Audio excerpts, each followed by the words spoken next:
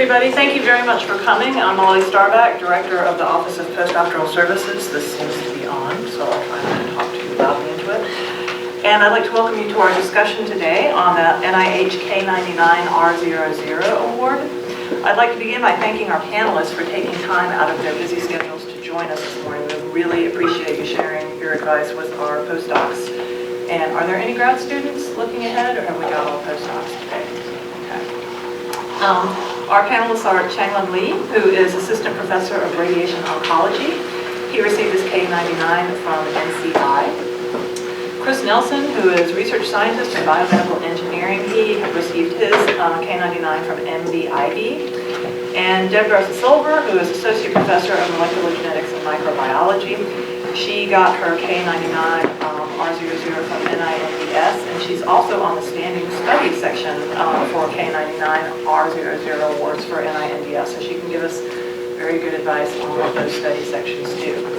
And finally, Tata, at the very end, who is an assistant professor of cell biology who got his K99 from NHLBI. So I'll ask the panelists to introduce themselves and briefly describe their backgrounds, and then we'll start with questions.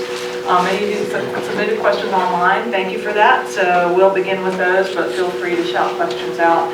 And then at the end, we'll leave time so you can come up and ask individual questions. All right. So would y'all like to start just by telling us a little bit about your background, so your department, your area of research, how long you've been at Duke? Right, good morning. My name is Charli Lee. I was a postdoc at Duke, and now I'm assistant professor of radiation oncology. Although I'm in the clinical department, but I am a basic scientist. I use mouse models to study how normal tissue and tumor respond to radiation.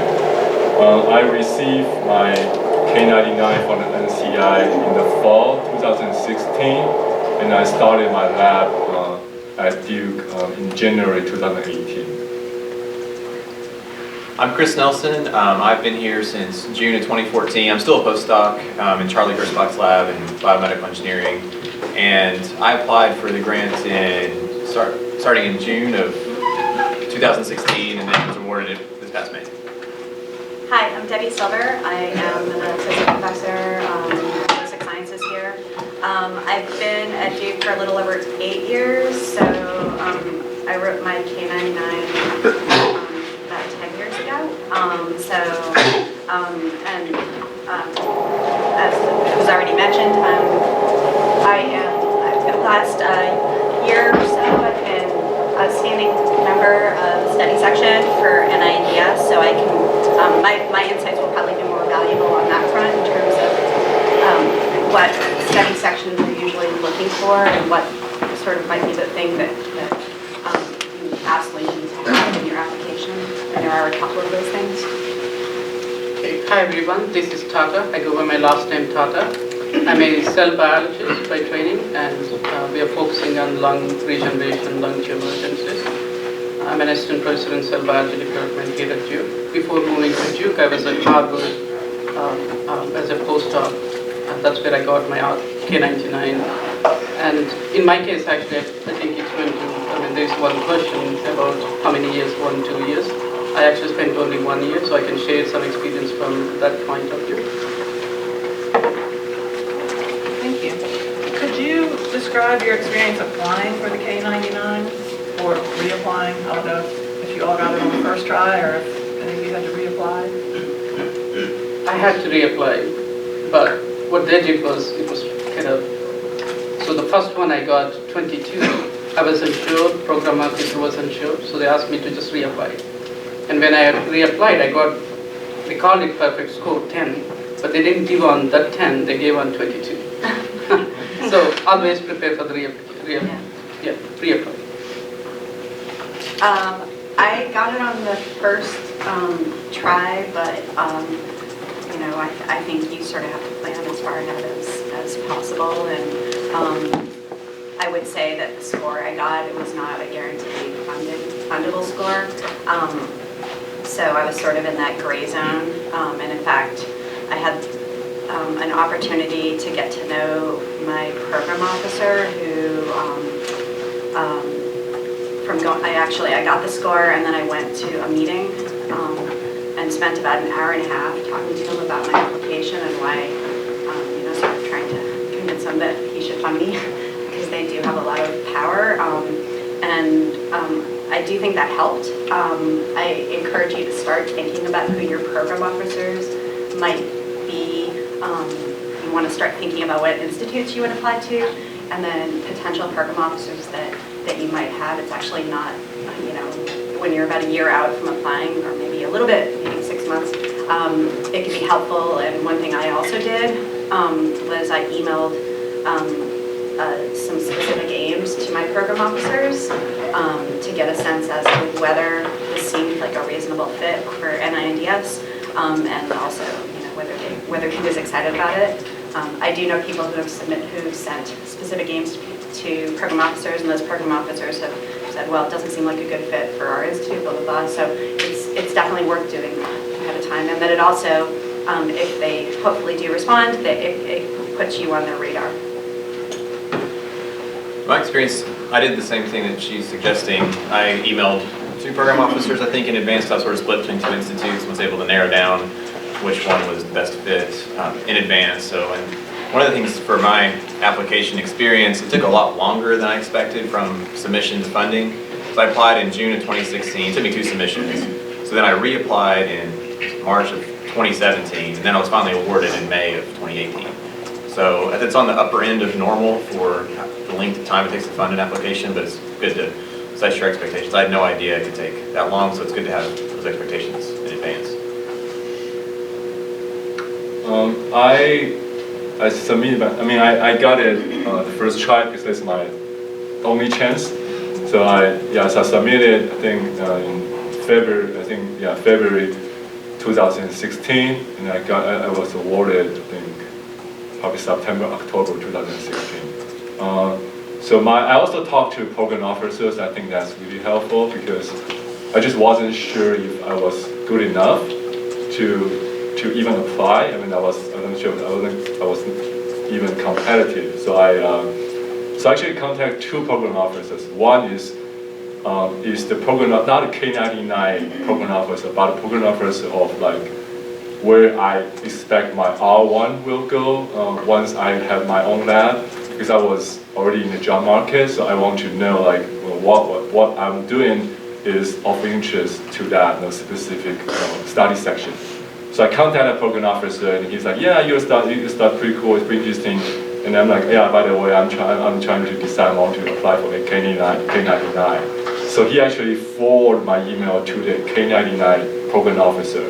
And the program officer said, yeah, your CV look competitive, but he told me that, yeah, but you have to somehow, he said like the review panel may think you are already like too mature to get a K99, so you have to justify that why you need a K99. So it was a good advice. So when I wrote my application, I was paid attention to emphasize that point, and I got it. Not a perfect score, but I got funded. And Chang, you just brought up an interesting point that I think a lot of people wonder about. We got this question several times. So the K99s, obviously, they're super competitive.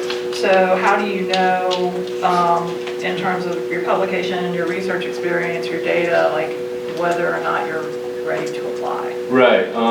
So I went to a conference one time, and it was a workshop where I think one of the director of the training program at NCI gave a talk. And he actually showed some insight, some data, summarize, basically the publication record of those people who actually got K99 from NCI. So he showed the statistics, like how many papers those people had, and then how many first author papers those people have. So I think it was good to give me a perspective of how whether I'm in that group or not. So I think in general, I'll say, just in general, what I remember, I think he showed probably for those who got K99, usually have around 10 to 15 papers, like co-author and first author throughout your career, including postdoc and PhDs, about 10 to 15 in total, and then at least one signature paper from your postdoc to which you can build upon to establish your independent career. I think that's the information I got. I can add a point to that. It's always about how many papers and what impact, right? I didn't have many papers when I applied actually, because I was, most of my papers, whatever I published was from postdoc, which I didn't have by then. What matters is the track. How did you build your track from your college, let's say, or in your grad school and in your postdoc? By the time you apply for one of these awards, when you submit your application, try to have your first author paper published somewhere. You publish something in this current lab, that matters. But probably Debbie can add more to that from the reviewer point of view. Yeah, I would say it could be field specific. The number of papers for the study section that we're on for NINDS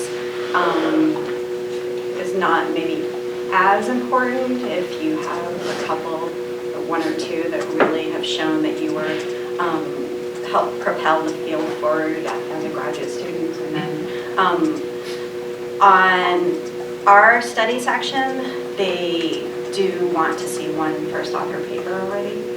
That said, I think with the opportunity to use bioarchives now, I think that is something that if you have a bioarchives paper, but your paper is not published in peer review journal yet, I think that would be appropriate on a case-by-case basis. But by and large, I would definitely say you need to have a body of work. If you don't have it submitted to bioarchives, I think, at least for our study section, it probably won't do very well. Unfortunately, that's the truth of it, but I think having bioarchives now is pretty amazing. The other thing I would add about sort of being ready is this is a training grant, so you need to be, it's really, really critical to justify what new training you're going to get. It can't just be more of what you've been doing just because you want money and you want this grant. So you need to really have a vision for how you're going to take advantage of the next year, year and a half in the current lab to propel your research program forward. So, and that's a tough timing, right? So, and they've shortened the window for this where you can only apply within 4 years. So, but that's a key thing you want to be thinking about. Can I ask a question related to that? Based on last week's seminar about K99s, we were advised to have a new mentor for the postdoc phase of the K99, and that wasn't something I was aware about.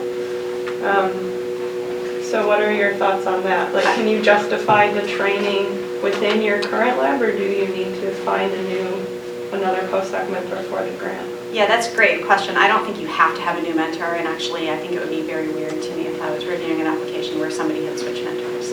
That actually wouldn't work, I don't think. But what's very common, and I did this, for example, and for my own, was to have a mentoring panel. In terms of, I didn't really tell you guys about what we work on, but my lab studies brain development, and I was making a pretty significant shift during my postdoc from a lab that was focused more broadly on neural development to focused on the cerebral cortex. And so for that, I really got I identified some key mentors, and so the justification for my new training was pretty natural. But you also don't want to just throw people on there, which we've seen people do too. It just sort of looks like they're not really doing much. So think wisely about it. But I don't think you have to switch mentors, actually. I don't know what others think about that. Yeah, to that point actually, so switch mentors, instead of using that switch, what I would look for is, if your mentor is young, who is not established, what you want to look for is a co-mentor who is senior.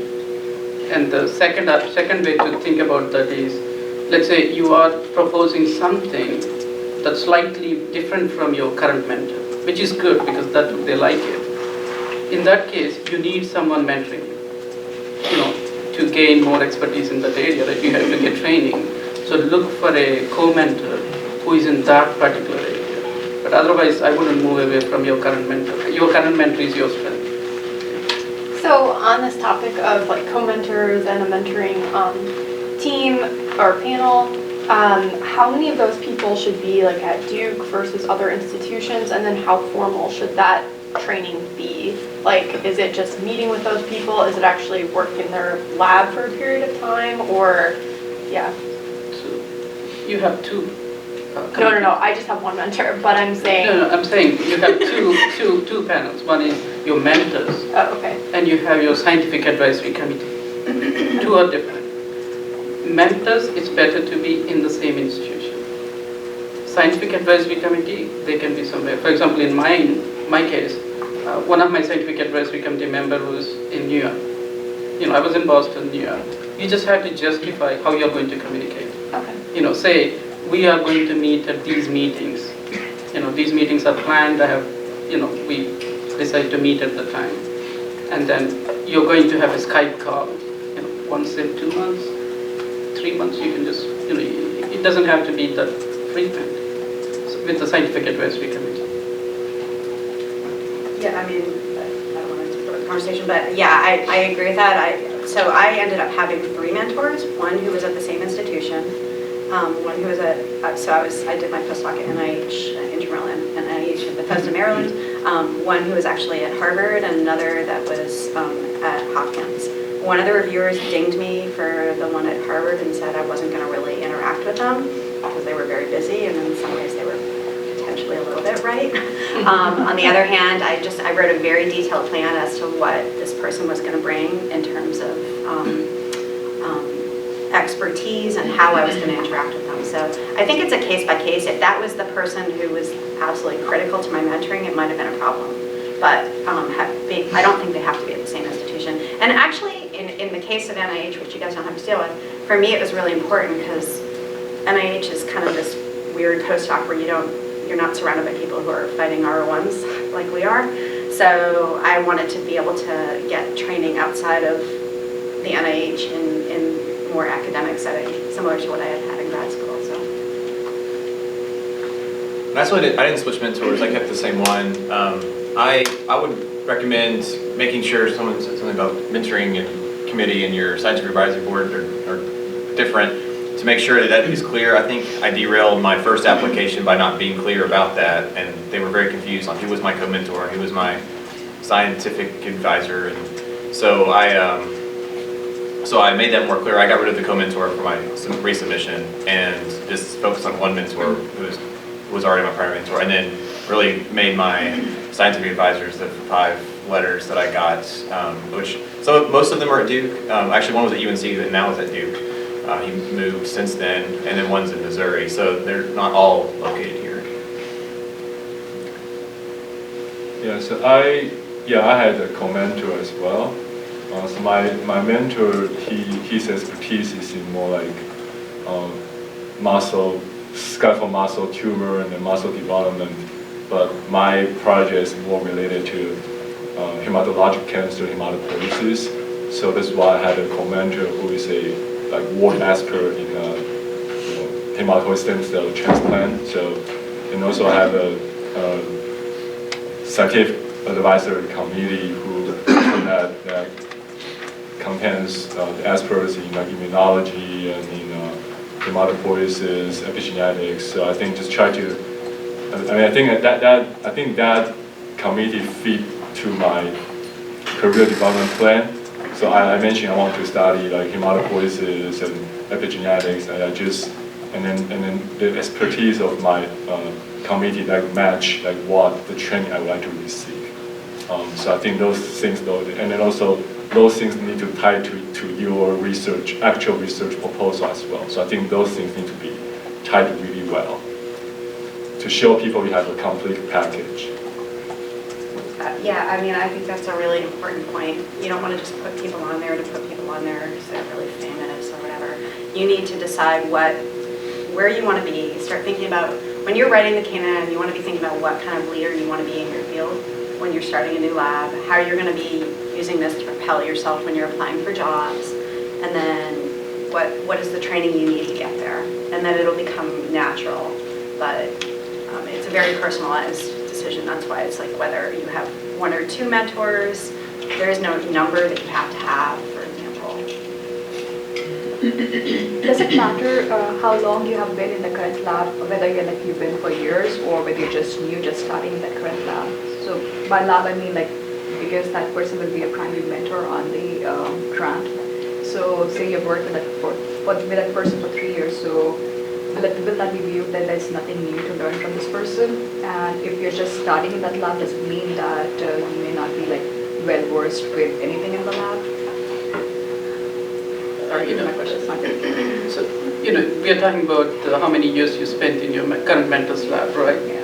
So this is tightly connected with the the K99 criteria now. You cannot apply if you already passed 4 years in a postdoc. But let's say if you spent 2 years in a lab and then you switched into another lab, again it gets back to, did you publish in the current setting? They really look for, are you productive in the current setting, on the project that you are currently working on. So it's tied to that. But along those lines, what you said, you don't want to just propose something that your mentor is working on. I mean, one thing that I think would be a checkoff list that study section members will look for is a very, very clear statement from your mentor saying that you can take this research direction with you. And if that's not in there, it's just this one sentence. If your mentor forgets to write it, it could potentially make the difference between triage, believe it or not. Depending on the study section, but that's a criteria that we absolutely look for. And so in that light, you want to be thinking about how can you don't want to be putting yourself in a position where you're directly competing with your advisor, and you want to be going in a new direction anyway, probably. So that's Actually, one thing I would suggest is, as a general comment, if you get a chance, check someone's summary statement. You will read from the reviewer's mind, basically. You will see, what are the things they're actually looking at. What are the highlights they were able to, they pointed at. There are strengths, there are weaknesses. They are given a list of criteria, right? So they follow that, but at the same time, something that really strikes in the letters, something that strikes in your retraining plan, and they would highlight that and you can see, okay, this is something looks like it's important. That's a strength. I have that, I need to highlight that. If I don't have that, how do I bring it? And I would mention that should be transparent. You guys can probably go to the NIH website and download the forms that we as reviewers fill out, and then you'll see the questions that were being asked. And now different reviewers may weigh some of those things slightly differently, and that's just what happens in peer review. But you can go in and you can see what are the things that we're rating on. Yeah, there is a Word doc actually with all the criteria. So you have 5 sections. In each section, what they're looking for, and how much weight they give. They actually give weight to everything. There are 5, and each carries its own weight. But the final score may not be equally weighted based on all 5 of those points. And that was actually one of the questions. If you could talk about the relative importance of the sections, like they're all important, right? But the research section versus the career development section versus the responsible conduct of research section. You want to start, Debbie, since you're on the study section? So again, this is going to be, so as a reviewer, we give scores to mentor, candidate, research plan, environment,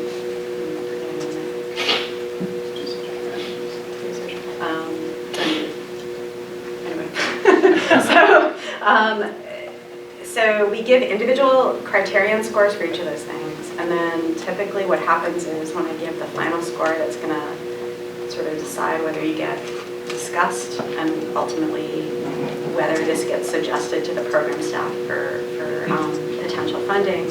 It's not typically an average of those, so I will potentially weigh those differently.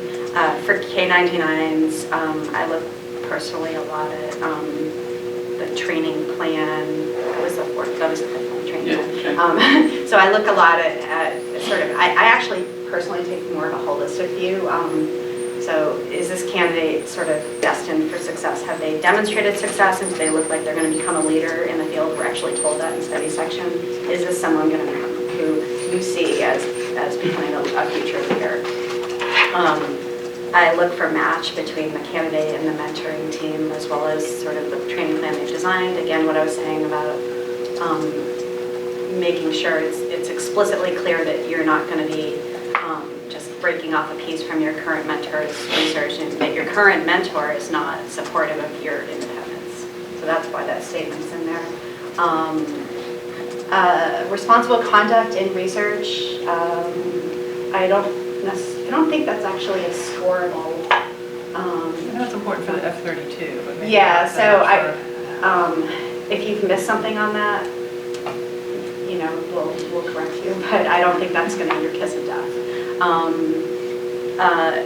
The university, the institutional support, you guys are all here, so that's going to help you a lot, because there's a lot of things you can put in your statement in terms of core facilities that Duke has and all of that. So that should be pretty straightforward. My biggest difference in my initial application versus my resubmission was the training plan. My research plan changed only marginally. Like, I addressed a few comments that they said this wasn't going to work, and I told them either added preliminary data to say why it was going to work, or took it out, but the training plan was where I got the most criticism. It was the worst of the aggregate scores, and so I was able to change that a lot. I think that I got advice at the beginning to work very hard, I think very creatively about my training plan, and I probably didn't take that advice as seriously as I should have, because I thought of it more in the R01 mindset of applying for a research grant, and not in the training plan mindset.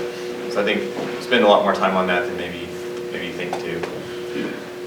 Can you be more specific? Like, what were some of the things that they really dinged you on, and how did you add in that creative element? So I was looking at my summary statement this morning. I'm trying to remember some of the comments. The independent route, I was looking more towards, I don't know, like she said, carving out a piece of my mentor's research and then taking that with me. And he was supportive of that, but I needed to push it more in an independent direction, which I was thinking more in terms of research, but also in terms of training. So they were not pleased at first with my training in multivariate statistics. I proposed a lot of next generation sequencing analysis. So both of those things they said were fairly weak, and so I proposed doing a summer course, which of course my funding didn't come in until May, so I'd already missed the summer course, so I'll do it next summer.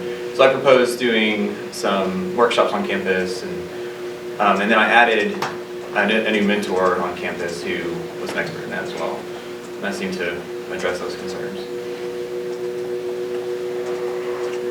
Right, so I think the fact is that this kind of awards is very competitive. So you really need to get an excellent score for all 5 criteria in order to be considered for funding. So I think basically you cannot have weakness in any of those. So I think for my summary statement, I think one like minor criticism I have is for my research plan is that like the model I work with is not like equivalent to like the human disease, or not like super equivalent to human disease. But other than that, there's no really a negative comment, and I think that also they like my the mentoring plan a lot. I think it's well, it's very cohesive, and it's matched to my research plan really well. So really just, you cannot have any weakness basically. Yeah, and then relatively, I think if you want to compare like the relative, I think the research, I think the mentoring, the training plan is probably a little bit more important than the research plan. Yeah, I would agree with that. I mean, I think you can probably, more so than like a typical R01, you can get away with, I mean, clearly more so, but you can get away with, maybe having some things that aren't the best experiment, or, missing pieces, and because actually 50% of the application is your training plan, right? So 50% is the research plan, and then 50% is the training plan, so definitely don't blow that off. And again, be thinking about that well ahead of time because you're sort of using it as a way to develop your career. And this is where you're going to bring in a very personalized fashion, this mentoring committee. So about preliminary experience part, so how much should you put when you try to apply this grant? So one is put as much as possible of your data. The other is just tell them some curious, interesting part of your data. Which one should I? For the preliminary result?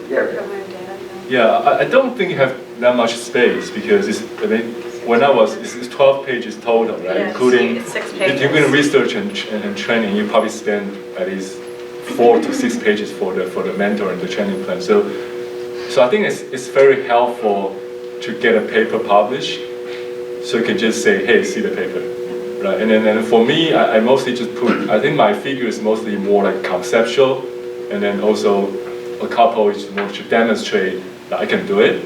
It's like, I have the expertise to do it, and that's it. Yeah, and other than that, I just reference my paper. Yeah, so it gets to feasibility. All that you need to show is that it can be done. You have the tools, you have the expertise, and you just will execute. You will execute the experiment, the proposed aims. That's the key. And going back to the training plan, the overall research proposal and the training plan. One thing in my case, actually, they pointed at something that actually bridges. They were okay with all the proposed experiments, but they asked me to show a clear distinction between the K99 phase and the R00 phase. What is that I'm going to do in the current mentor lab? What is that I'm going to take away, take along with me? So you don't say, this is my mentor's, this is mine. You don't put those words, but this will be done in the K99 mentored phase. This will be done in the transition, in my independent lab, Yeah. So you have to word that way. So could you talk a little bit about how the award affected or is affecting your job search? Do you think it made it easier to land your cool dude job? Or Chris, while you're looking? Well, I guess it's more happening to me right now. So I was actually already on the job market when I was getting my statements back. So I was able to, during my chalk talks and things, give hints like, got a good summary statement score and that kind of thing. But I couldn't say I've got the grant yet. So in the process, I was able to get an offer from a place I really wanted to go, which was the University of Arkansas, which is actually where I grew up. So that's where I always wanted to go. So I didn't accept the offer yet. I kind of held them out, and then finally got the grant, and then negotiated to start a year after, because you're required. And I've heard in the past that was flexible, that you can do a little less than a year, but I don't think that's true anymore. At least it wasn't for me. So I talked with my program officer, and she said, it needs to be precisely a year or more.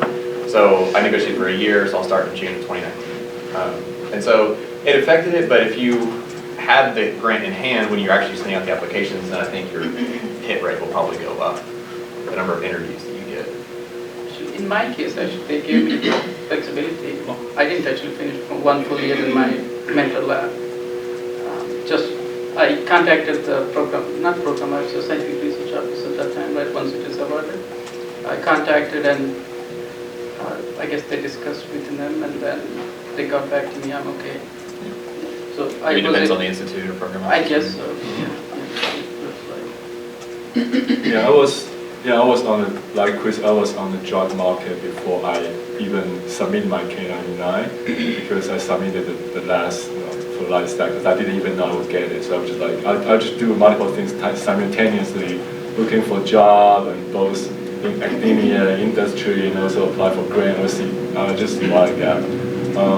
And yeah, so I think, but I think that getting a K99 definitely helped to get more doors open, or and also give you I guess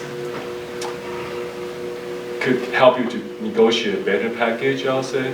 So I think that definitely helped. But I don't think it's necessary to get a job. but I think I also give you money to start the lab, so I think that helps. I think I got it from NCI, and when I talked to my grant officer, and then I think he like strongly recommend to stay at least for 1 year. He said unless you have some extreme cases that you need to become independent before year 1. So, but I stayed at least for a year before I made the transition.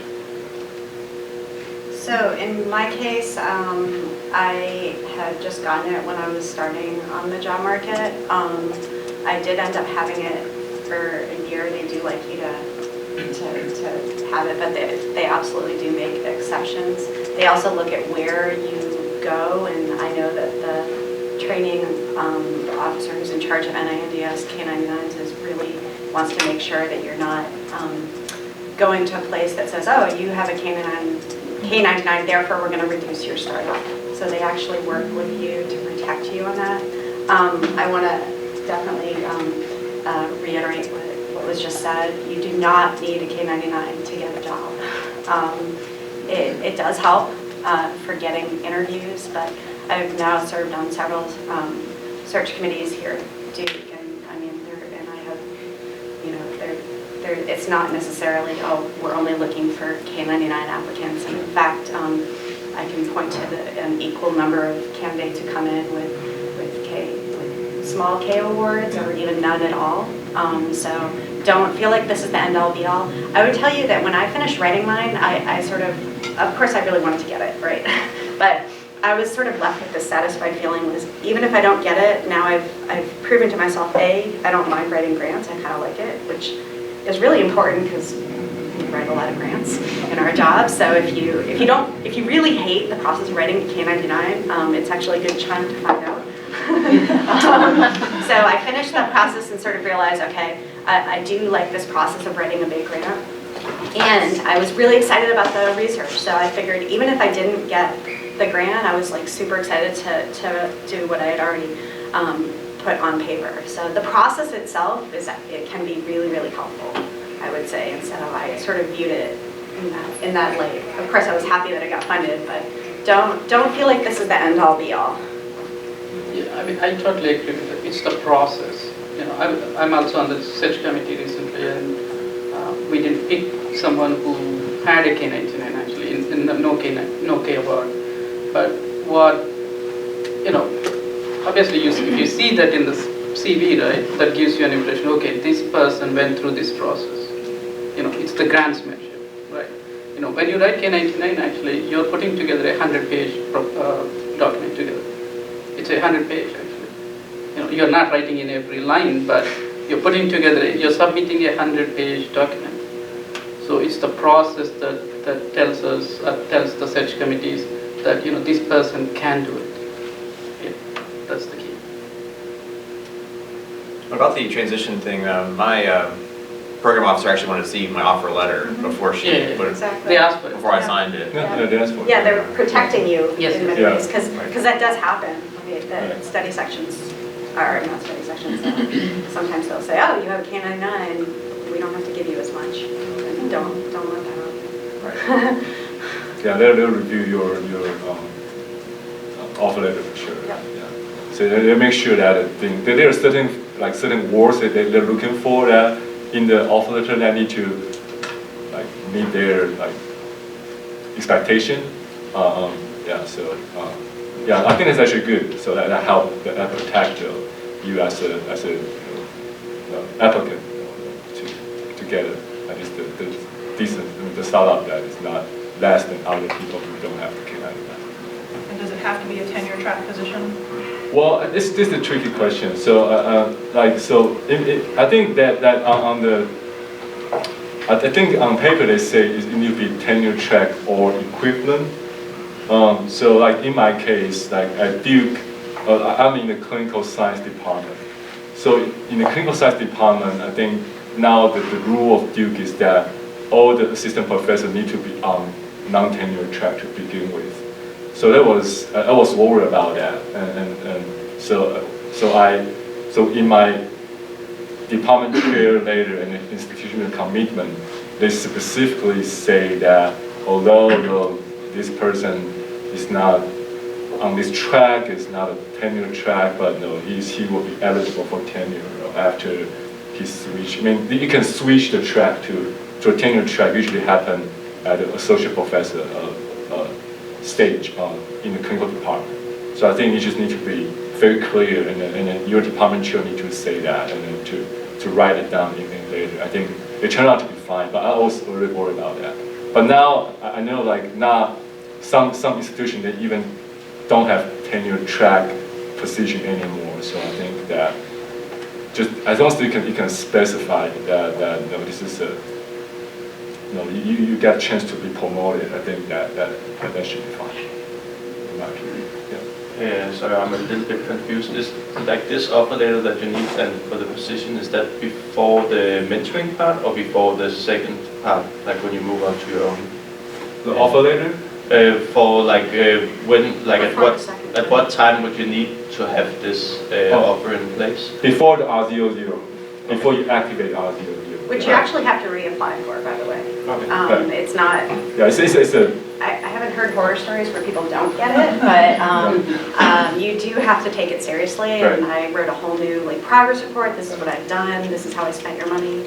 This is why you should keep funding me. I looked at the stats on it. It's like something like 90% convert the K99 to R00, and some people who don't, I think, often just don't get a position within 2 years. Yeah, so that could be right. So it's not that they went somewhere and were denied. Yeah, so I guess going back to kind of the timeline, sounds like there was a wide variation in sort of when you went on the job market relative to when you had applied for the K99. So what was, I guess, what was the basis for some of that? Were you waiting for your first author paper to be published, or if you could redo it, would you have changed your timeline a little bit? Just, I don't know if you can speak to that a little bit. Right. So I think, I think I wouldn't possibly change anything.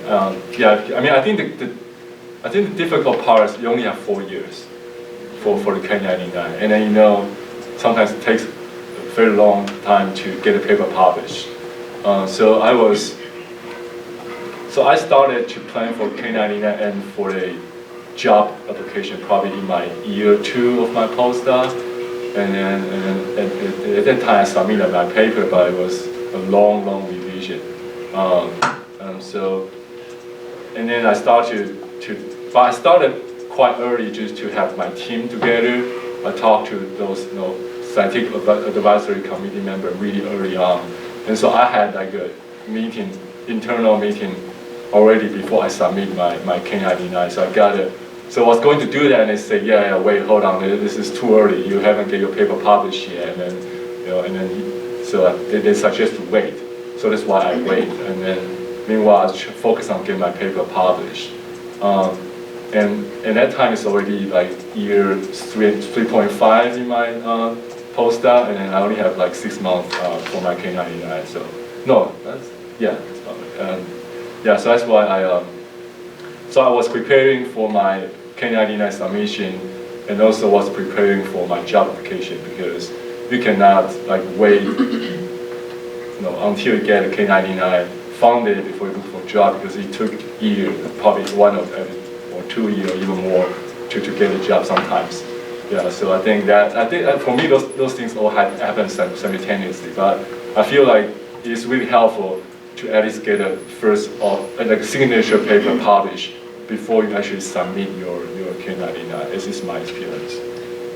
Yeah, it's kind of like the signature paper opens up both doors. It gives you the shot at applying for K99, and also gives you a shot at getting a job. As we mentioned earlier, you don't need the K99 to get interviews. I was able to get a few interviews without it. I don't know if I could do it again. I don't know if I would do something differently. I was happy with where I ended up.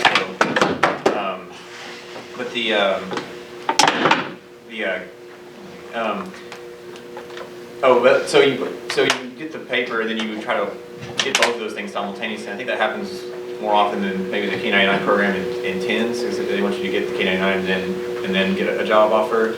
But if you knew for sure you were going to get the K99, I guess, then you would apply for that and get it, and then apply for a job. But you don't know that, so you kind of have to pursue all your opportunities simultaneously. When I applied, it was actually still a 5 years, so, which is nice. 4 years is really tough.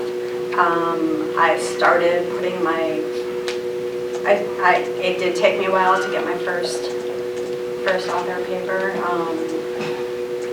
So, as I said before, I wouldn't submit it without having a body of work that represents what you've done, at least in bioarchives. And if it's in bioarchives, then reviewers can look at it. You can actually attach it as an appendix. I think rushing to do it too early could be bad if you haven't really given enough foresight as to sort of like how you want to build yourself. And so I think there has to be, for me, I personally wasn't ready to start doing that until probably in my 3rd year. I started really thinking about where do I see myself? How do I see my career going? And part of that was from having switched systems pretty drastically from grad school to PhD. So I had to spend some time learning a brand new system. And so I think the timeline could be different for everyone.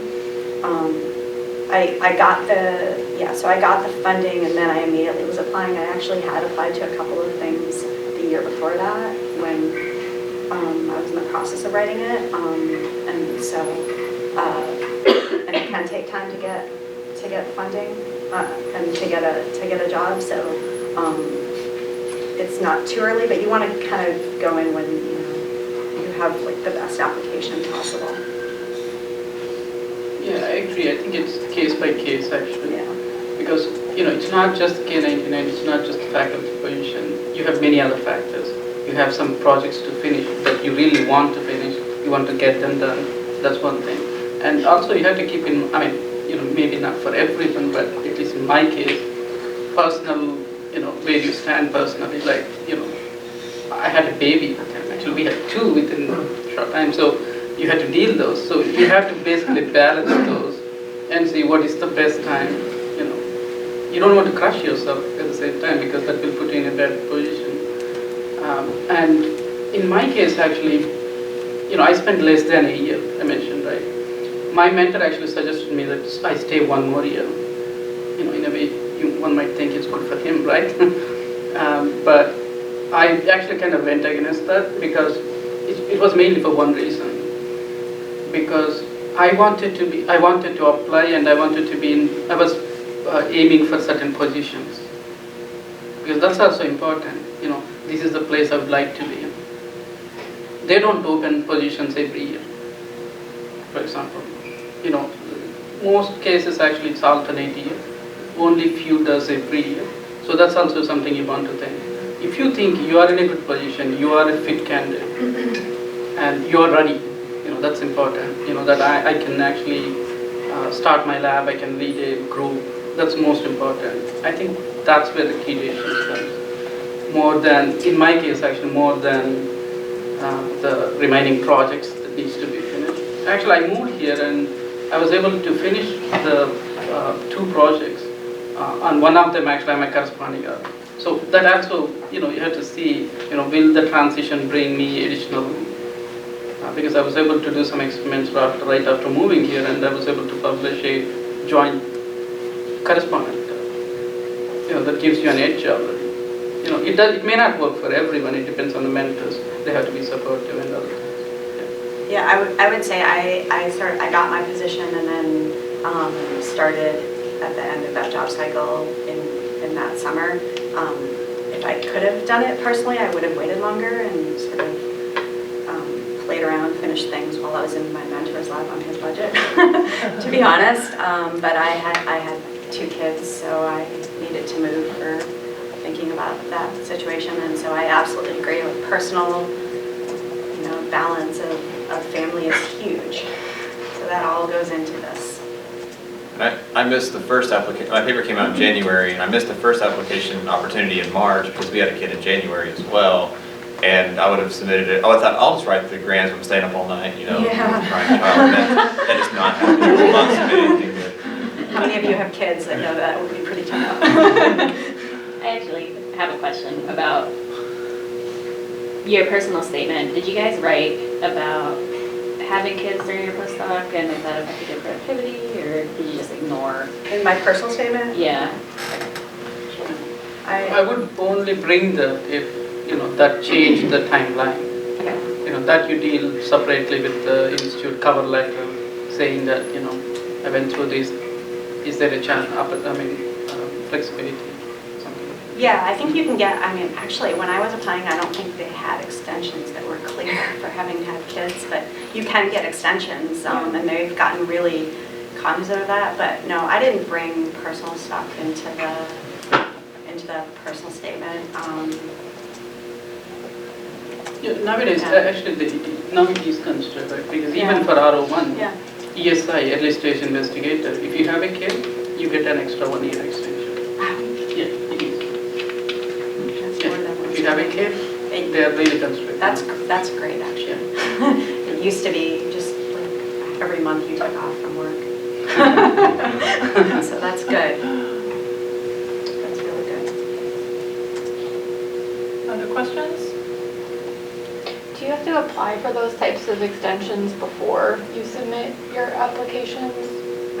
Yeah, I think so. That's, I remember there's maybe an extra statement that, I can't remember exactly how it works to get the extra extension past your 4 years. so. I got an email, there was some mistake with mine that they thought I was past my 4 years, and they wanted me to, after I'd submitted my grant, they wanted me to upload that statement. And Yeah, there's like a formal NIH website, I think, or email that you can apply to ahead of time.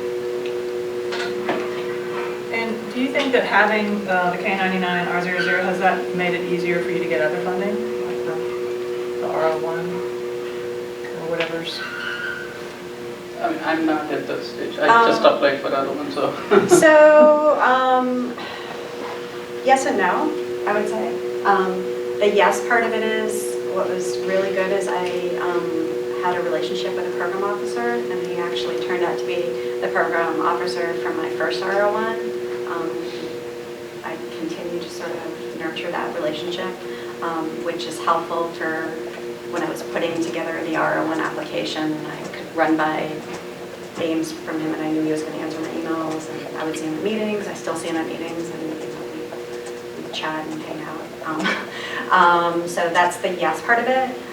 The no part of it a little bit for me was not related to R01 so much, but I found it a little bit challenging to sort of carve out a whole nother project that was unfunded for writing to NIH for small grants. But I know people that haven't had necessarily that issue. But for me, like I felt like I put all of my research plan into this K99 R00, and so then it took me some time to really further develop what my R01 was going to look like. And my R01 that was funded essentially did look like a renewal of my R00, but it doesn't always have to be that way. But in my case, it was sort of a natural next step of following up on what I had proposed initially. But yeah, you guys have heard the saying, money begets money, it helps.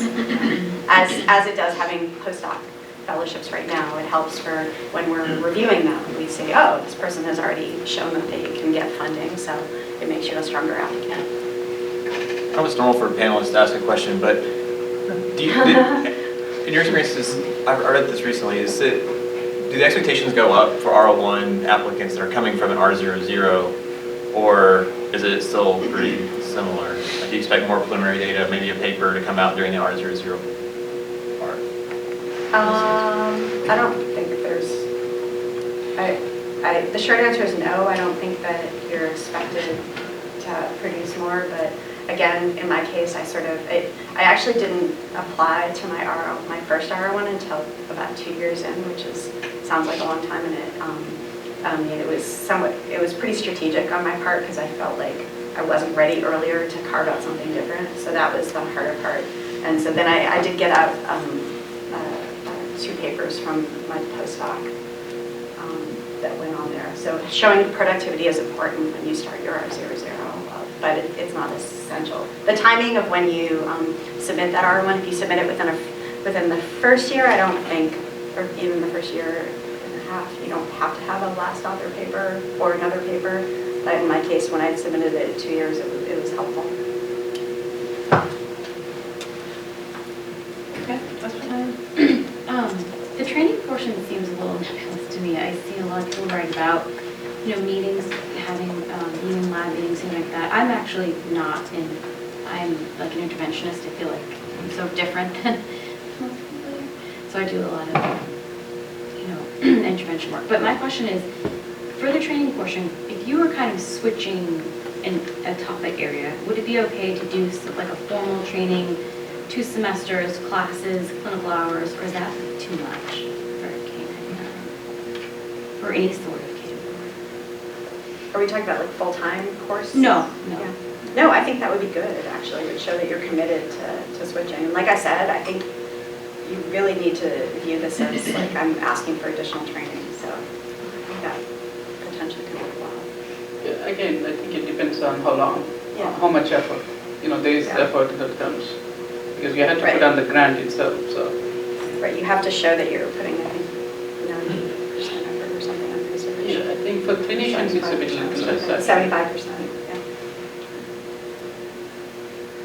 So what about the paper that you publish in the postdoc and the research proposal? Should they be like a follow-up of that or different, like in the same field?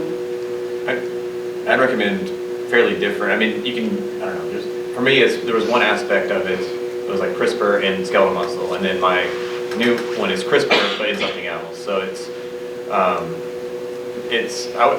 my first application, though, I proposed to do a little of both. Like I thought, I'll have the K99 will kind of be sort of doing the same sort of thing, and R00 will be independent, and I got dinged for that. So in my renewal, or my resubmission, I eliminated aim 1 entirely, my mentored aim, and then my new mentored aim became my previous aim 2. So I think you do want to go in a different direction in your paper. Yeah, I don't think it has to be in a different direction, but again, you want to be carving out sort of unique path for yourself. And so if it works on that front, I think it can be helpful. Yeah, in my case, it was different. I think the caveat to that, though, is if this paper that you published is already fairly independent than your mentor's research interests already. You're kind of housed within them. Yeah. If it's already your own thing, then I would assume that. Yeah, I think that's a good point. yeah, I think it's actually a bit tricky depending on where you are. For example, my mentor, he was relatively young. He was focusing on a tiny region of the lung. So I have room to get into another region. But if your mentor is big and spread out throughout the tissue, then how you're different. So it's a tricky thing. Yeah, either technically I don't know if it would give you so much, but I'm using the same technologies that I'm trained on, and then I'm applying this in this domain that's unique. You have to state that way at least so that they can see it. Related to this, the K99 portion of your research proposal, how big should the scope of that be? I mean, at the seminar last week, they were talking about how it shouldn't be too broad. It should be something reasonable that you can accomplish within 2 years with the modest amount of funding that K99 gives you for research. Or should it just kind of, should it be like one aim of like an R01 type grant, or what's kind of what are your thoughts on that? When I wrote my proposal, I didn't clearly separate R00 versus K99 because I do mouse work, so it takes time. So basically, I was proposing it's more like a continuum, but doing my K99 phase is more like model development. So this is actually what I did. So I just spent time and money just to develop models and generate data. So I think it depends. It really depends. But I do have a timeline, like a table to show a low size experiment I tried to finish doing my K99 versus R0. But when I actually wrote my research plan, I didn't separate. I just basically say I'm gonna build this model. I'm gonna ask XYZ questions using this model. Yeah. So I think we can.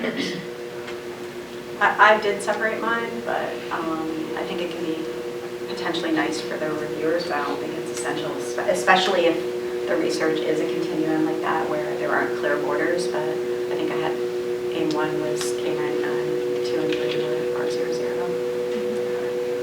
That was my format as well.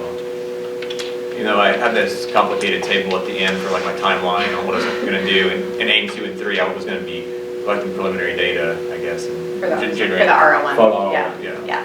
Yeah, I think it's important that Yes. I think it's important to say that you're gonna you're gonna build your like independent research program, using this resource from the K99 R00 to get ready to apply for R01. I think that's what I want to see, I assume. Yeah, absolutely. And again, I mean, what we've been told as reviewers is we are looking for somebody who is going to be a future leader. Right? Do they sort of have? Does their CV look like they're a future leader? Do they have sort of a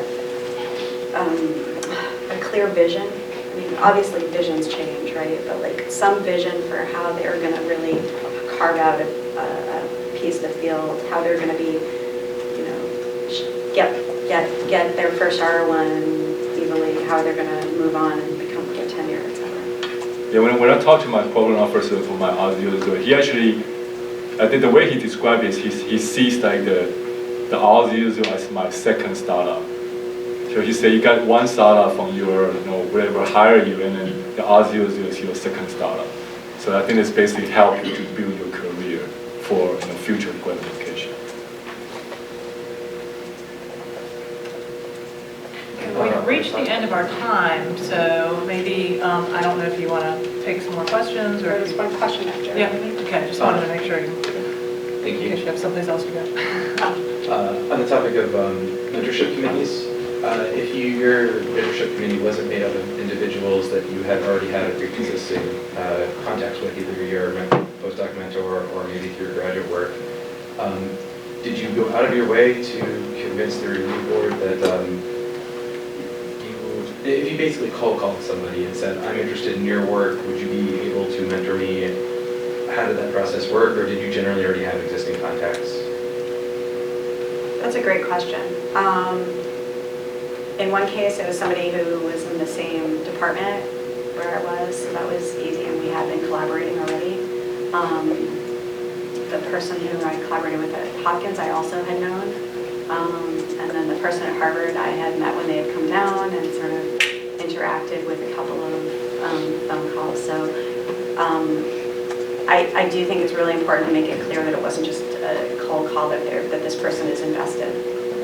So what I did in my application was really kind of emphasize how we've continued to talk and I listed very explicit details on how we were going to interact in the future.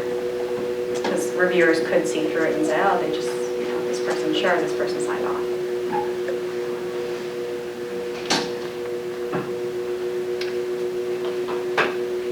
Okay, that's it. We'll thank our panelists.